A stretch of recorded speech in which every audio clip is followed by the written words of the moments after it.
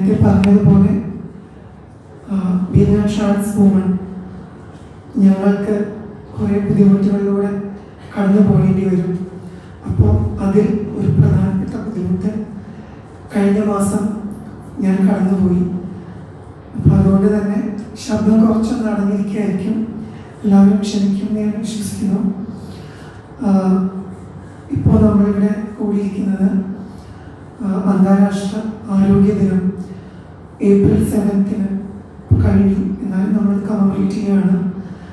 അപ്പോൾ ആരോഗ്യത്തെപ്പറ്റി കൂടുതൽ അറിയാൻ എന്നൊരു ഉദ്ദേശത്തിലാണ് നമ്മളെല്ലാവരും ഇവിടെ കൂടിയിരിക്കുന്നത്.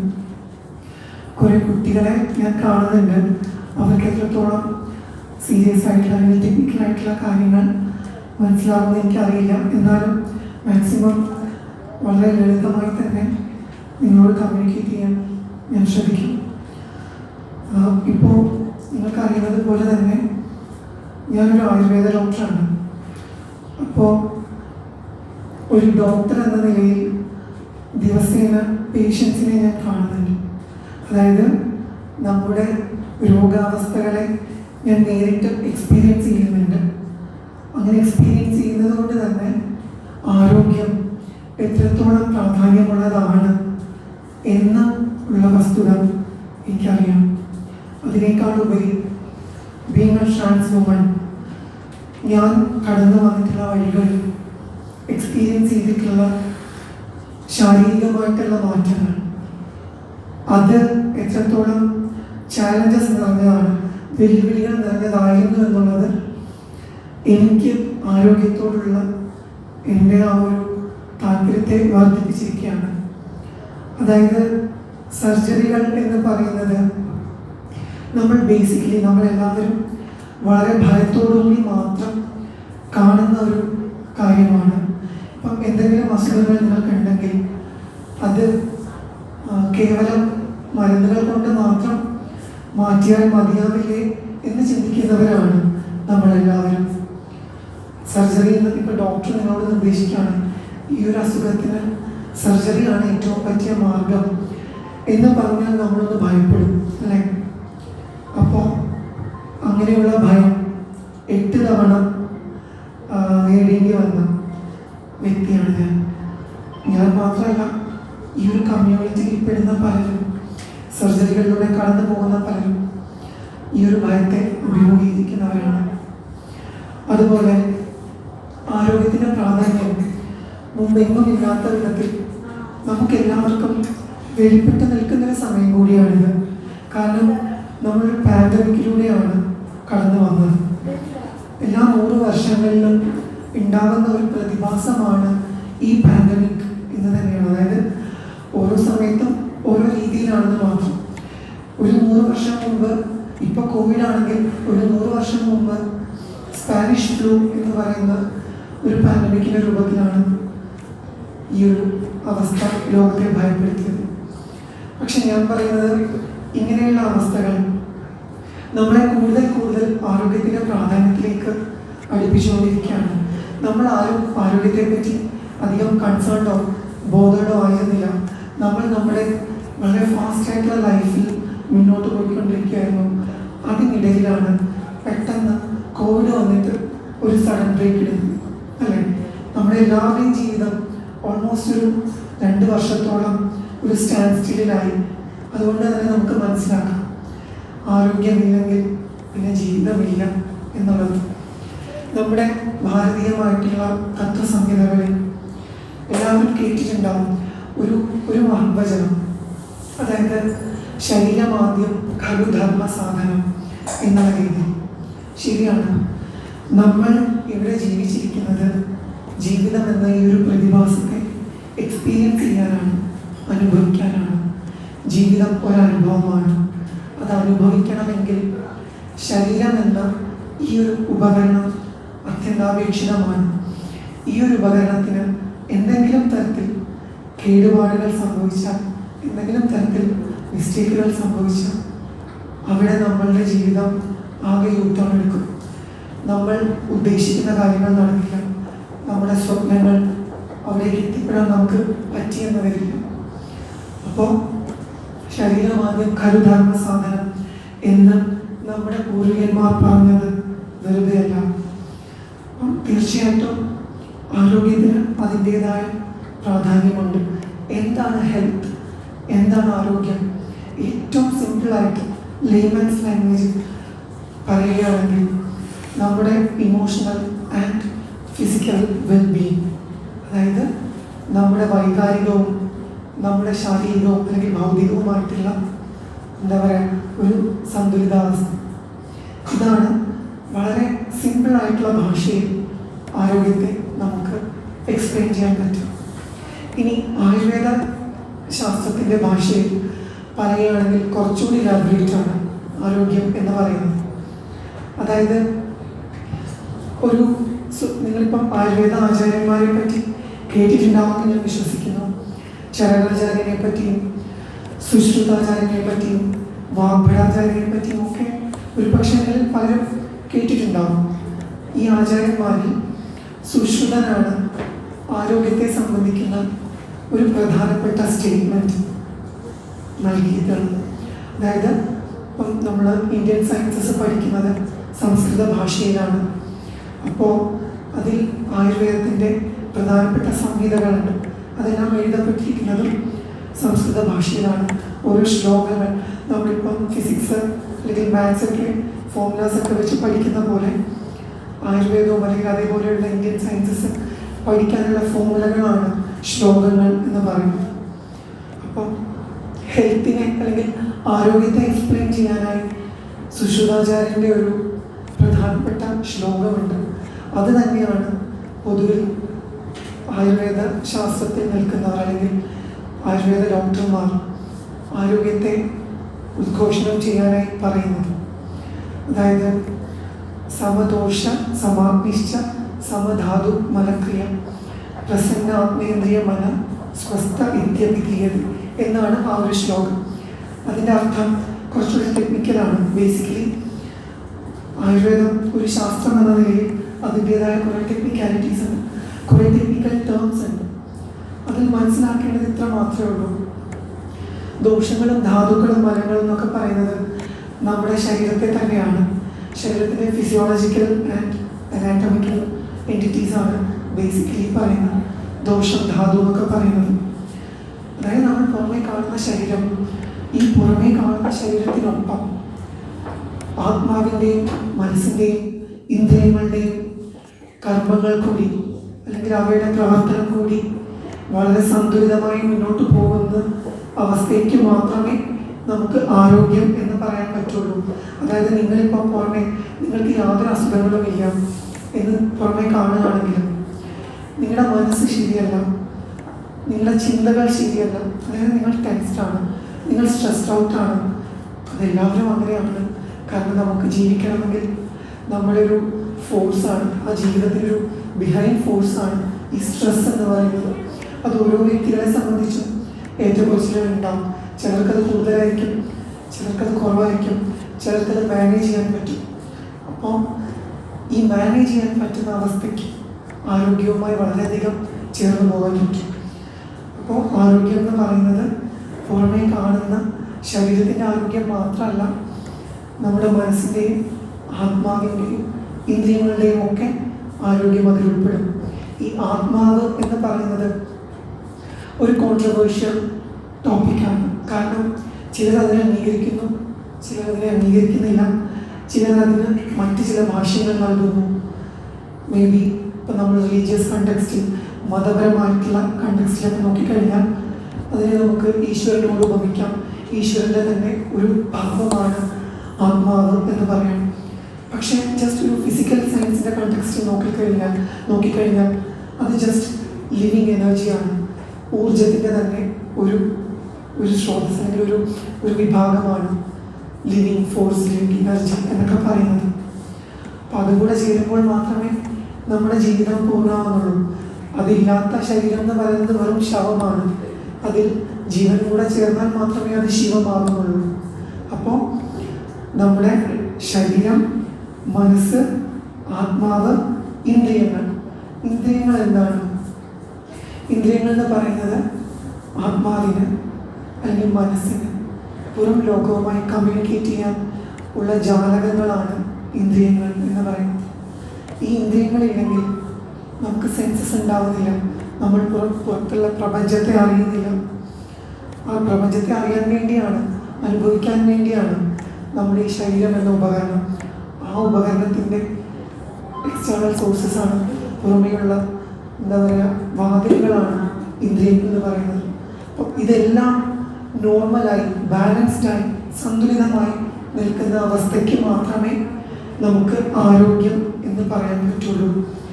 അപ്പം ആയുർവേദ ശാസ്ത്രം മുന്നോട്ട് വെക്കുന്ന ഈ ഒരു ഡെഫിനിഷൻ ഒരുവിധം ആയുർവേദത്തെയും അല്ലെങ്കിൽ ഇന്ത്യൻ സയൻസസിനെയും അംഗീകരിക്കുന്നവർക്കും അംഗീകരിക്കാത്തവർക്കും എല്ലാം ബാധകമാണ്. അപ്പം ആരോഗ്യത്തെ സംബന്ധിച്ച് ഒരു ഡോക്ടർ എന്ന നിലയിൽ എനിക്ക് പറയാൻ കുറച്ച് നിർദ്ദേശങ്ങളുണ്ട്. അതായത് നമ്മൾ ഇപ്പോൾ എന്തെങ്കിലും അസുഖം വന്നു കഴിഞ്ഞാൽ നമ്മൾ മരുന്ന് കഴിക്കുന്നു. മരുന്ന് കഴിച്ചാൽ നമ്മുടെ പാട്ട് കഴിഞ്ഞു, ആ അസുഖം അതോടുകൂടി തീർന്നു, നമുക്കിനി നോർമൽ ലൈഫിൽ മുന്നോട്ട് പോകാം, തോന്നിയ പോലെ ജീവിക്കാം എന്നുള്ള രീതിയിലാണ് നമ്മളിൽ പലരും നമ്മുടെ ശരീരത്തെ തന്നെ കാണാറുള്ളത്, വളരെ സില്ലിയായി അല്ലെങ്കിൽ വളരെ ലാഘവത്തോടുകൂടി. എന്നാൽ ആ ഒരു റീസൺ തന്നെയാണ് നമുക്ക് വന്നുകൊണ്ടിരിക്കുന്ന ശാരീരികമായിട്ടുള്ള അസ്വസ്ഥതകളും ബുദ്ധിമുട്ടുകളും ഒക്കെ. നേരെ മറിച്ച് നമ്മൾ തന്നെ ഒരു റുട്ടീൻ നമ്മുടെ ഡേ ടു ഡേ ആക്ടിവിറ്റീസിനും നമ്മുടെ ഫിസിക്കൽ ആക്ടിവിറ്റീസിനും നമ്മുടെ മാനസിക വ്യാപാരങ്ങൾക്കും നമുക്ക് ചിട്ടപ്പെടുത്തിയെടുക്കാൻ കഴിഞ്ഞാൽ തീർച്ചയായിട്ടും നമ്മൾക്ക് അതല്ല എന്നുള്ളെങ്കിൽ ക്രിയേറ്റ് ചെയ്യപ്പെടുന്ന വെല്ലുവിളികൾ അത്രയും ഉണ്ടാവില്ല. അതായത് ഇപ്പോൾ ആയുർവേദത്തിൽ ദിനചര്യ, ഋതുചര്യ എന്നൊക്കെ പറഞ്ഞ് സെപ്പറേറ്റ് ആയിട്ട് ചാപ്റ്റേഴ്സ് തന്നെ സംഹിതകളിൽ ആചാര്യന്മാർ നൽകിയിട്ടുണ്ട്. അതായത് ദിനചര്യയ്ക്കും ഋതുചര്യയ്ക്കും ഒക്കെ അത്രയും പ്രാധാന്യമുണ്ട്.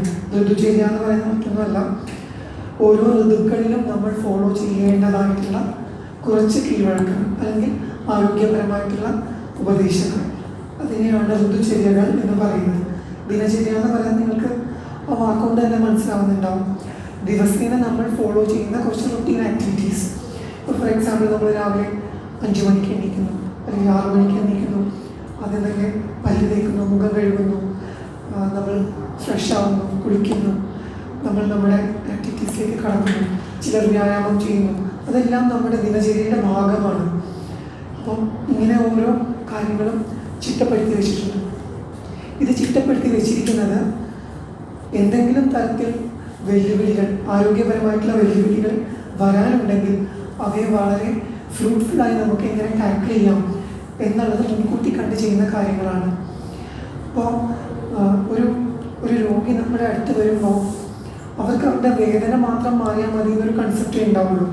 പക്ഷെ ഒരു ഡോക്ടർ അല്ലെങ്കിൽ ഒരു വൈദ്യൻ എന്ന നിലയിൽ നമ്മൾ നോക്കുക ആ രോഗിയുടെ രോഗം മാത്രമല്ല, ആ രോഗിക്ക് എന്തുകൊണ്ട് ആ അസുഖം വന്നു, ആ അസുഖത്തിൻ്റെ റൂട്ട് എന്താണ്, ആ മൂലകാരണത്തെ എങ്ങനെ നമുക്ക് മാറ്റി നിർത്താം, രോഗിയുടെ ബുദ്ധിമുട്ട് എങ്ങനെ മാറ്റാം, ഇത്രയും കാര്യങ്ങൾ ഒരു ഡോക്ടർക്ക് ശ്രദ്ധിക്കേണ്ടതുണ്ട്.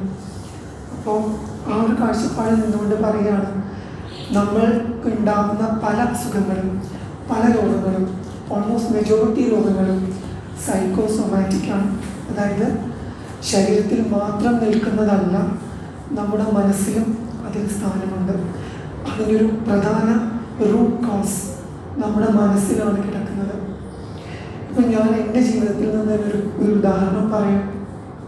ഞാൻ നേരത്തെ പറഞ്ഞതുപോലെ ബീങ് എ ട്രാൻസ് വുമൺ, ഞാൻ കുറേ സർജറികൾ അണ്ടർഗോ ചെയ്ത വ്യക്തിയാണ്.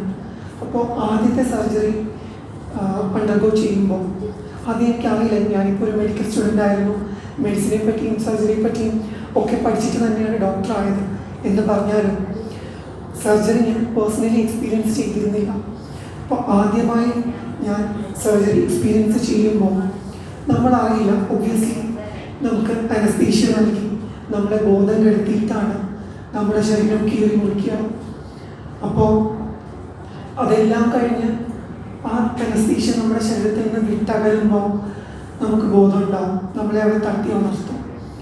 ആ ബോധം വരുമ്പോൾ നമ്മളെ അവരെ ഒബ്സർവേഷൻ ICUലേക്ക് മാറ്റും. അവിടെ നമുക്ക് നല്ല ബോധം ഉണ്ടാവും. അപ്പം നമുക്കറിയാം നമ്മുടെ ശരീരം ഒരു വലിയ ഷോക്കിനെ നേരിട്ടിട്ടാണ് ഇപ്പോൾ ഈ കിടക്കുന്നത്. നമുക്ക് ശരീരം അനക്കാൻ പോലുമുള്ള സ്വാതന്ത്ര്യം ഉണ്ടാവില്ല. ശരിക്കും നമ്മൾ എന്താ പറയുക, നമ്മുടെ മരണത്തെ നേരിട്ട് കാണുന്നൊരവസ്ഥയാണ്. അതായത് നമ്മുടെ ശരീരത്തെ വെറും ഒരു ശരീരം മാത്രമായി നമ്മൾ എക്സ്പീരിയൻസ് ചെയ്യുന്നൊരു ഫേസാണ്. അപ്പോൾ എന്താ പറയുക, നമുക്ക് അതുവരെ നമ്മളിങ്ങനെ വല്ലാണ്ട് ഓവർ ടെൻസ്ഡ് ആവും, ഓവർ കോൺഷ്യസ് ആവും. എന്താ ഇനി സംഭവിക്കാം, എനിക്ക് എന്തെങ്കിലും കോംപ്ലിക്കേഷൻ, എസ്പെഷ്യലി ഞാനൊരു ഡോക്ടർ ആയിരുന്നതുകൊണ്ട് തന്നെ ഇതിനെപ്പറ്റി, അതിൻ്റെ കോംപ്ലിക്കേഷൻസിനെ പറ്റി, സർജറീസിൻ്റെ A to Z എല്ലാ കാര്യങ്ങളും പഠിച്ച് റിസർച്ച് നടത്തിയതിന് ശേഷമാണ് ഞാൻ പോയി സർജിക്കൽ ടേബിളിൽ കിടന്നത്. അപ്പോൾ അതുകൊണ്ട് തന്നെ എൻ്റെ മനസ്സിൽ ആശങ്കകളായിരുന്നു, എനിക്ക് ആ കോംപ്ലിക്കേഷൻ ഉണ്ടാവും, ഈ കോംപ്ലിക്കേഷൻ ഉണ്ടാവും, എന്തെങ്കിലും തരത്തിൽ മെഡിക്കൽ നെഗ്ലിജൻസ് വരുമോ, എന്നെ നോക്കുന്ന നഴ്സുമാർ എന്നെ പ്രോപ്പറായി കെയർ ചെയ്യില്ലേ, അവരുടെ ഭാഗത്ത് നിന്ന് എന്തെങ്കിലും ഒരു മിസ്റ്റേക്ക് വരുമോ, ഇങ്ങനെ 100 കൂട്ടം ആശങ്കകളാണ് ആ ഒബ്സർവേഷൻ ICUയിൽ കിടക്കുമ്പോൾ നമ്മുടെ മനസ്സിലൂടെ ഇങ്ങനെ കടന്നു പോയിക്കൊണ്ടിരിക്കും. അപ്പം നഴ്സുമാർ നമ്മുടെ അടുത്ത് വന്നിട്ട് പല കാര്യങ്ങളും പറയും, അവർ പരസ്പരം സംസാരിക്കും.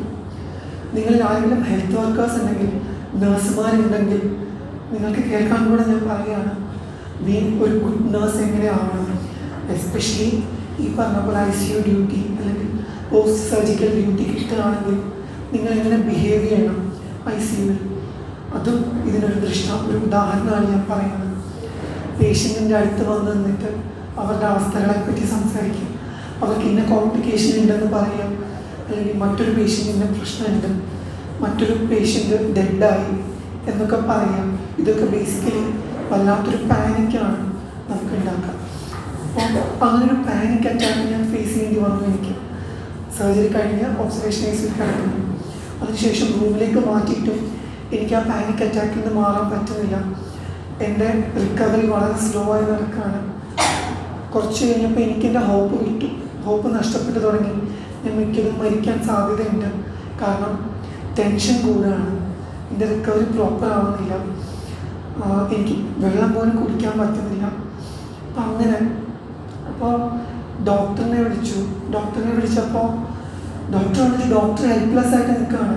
ഡോക്ടർ അത്രയും എലിജിബിൾ ആയിട്ടുള്ള, എമിനൻ്റ് ആയിട്ടുള്ള, മിടുക്കനായിട്ടുള്ള സർജനാണ്. ആൾക്ക് പോലും ഒന്നും ചെയ്യാൻ പറ്റില്ല, കാരണം പേഷ്യൻറ്റിൻ്റെ മാനസികാവസ്ഥ തകരാറിലായി, പേഷ്യൻ്റ് ആകെ ഡൗണായി, പാനിക് അറ്റാക്കിലായി. ഈ ഒരു അവസ്ഥയിൽ ആർക്കും ഒന്നും ചെയ്യാൻ പറ്റില്ല. നമ്മളെ രക്ഷിക്കണമെങ്കിൽ നമുക്ക് മാത്രമേ പറ്റുള്ളൂ.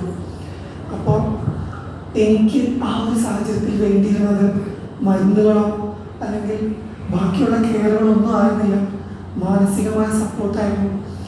അത് വളരെ സംയോജിതമായി തന്നെ എൻ്റെ സർജൻ ആളതിൽ കൈവെക്കാതെ ആ ഹോസ്പിറ്റലിലുള്ള ക്ലിനിക്കൽ സൈക്കോളജിസ്റ്റിനെയാണ് എൻ്റെ അടുത്തേക്ക് വിട്ടു. അവരൊരു 10 മിനിറ്റിനോട് സംസാരിച്ചു. ആ ഒരു 10 മിനിറ്റ് മതിയായിരുന്നു എൻ്റെ ജീവൻ രക്ഷിക്കാൻ. അതിനർത്ഥം എൻ്റെ ജീവൻ രക്ഷിച്ചത് ഡോക്ടറോ സൈക്കോളജിസ്റ്റോ വേറെ ആരുമല്ല, അവിടുത്തെ സർജിക്കൽ സ്റ്റാഫോ അല്ലെങ്കിൽ എന്താ പറയുക നഴ്സുമാരോ ഒന്നുമല്ല. എൻ്റെ ജീവൻ രക്ഷിച്ചത് ഞാൻ തന്നെയാണ്, എൻ്റെ മനസ്സ് തന്നെയാണ്. അപ്പം അവിടെ